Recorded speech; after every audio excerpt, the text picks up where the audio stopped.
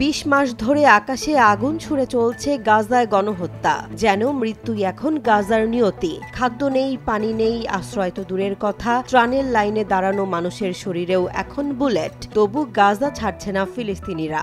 দাঁতে দাঁত চেপে ধরে রেখেছে তাদের ভূমি, তাদের স্বপ্ন, তাদের অস্তিত্ব।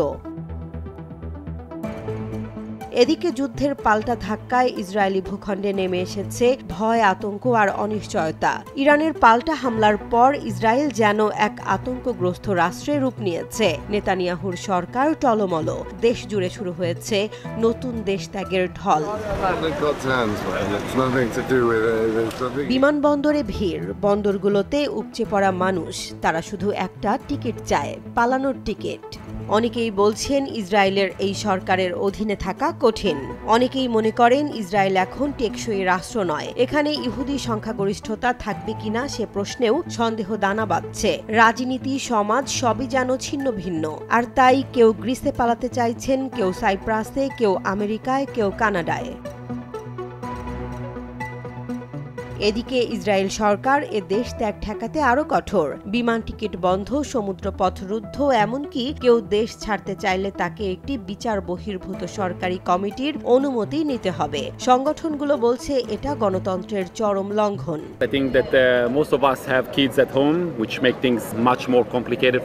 অথচ এই একই ইসরায়েল এক সময় সোভিয়েত ইউনিয়নের বন্দী ইহুদিদের মুক্তির জন্য দাবি তুলেছিল, লেটস আওয়ার পিপল গো। আজ সেই দাবি নিজের দেশের ভেতরেই তুলতে হচ্ছে হাজারো ইহুদিকে। নেতানিয়াহু, আমাদের যেতে দাও।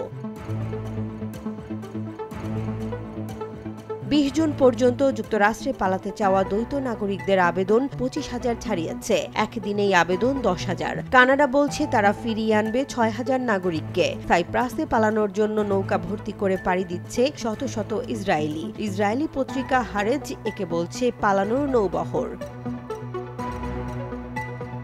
2023 সালের যুদ্ধ শুরুর পর সরকারি হিসেবে 82,000 আর বেসরকারি হিসেবে প্রায় 5 লাখ ইহুদি ইসরায়েল ছেড়েছেন।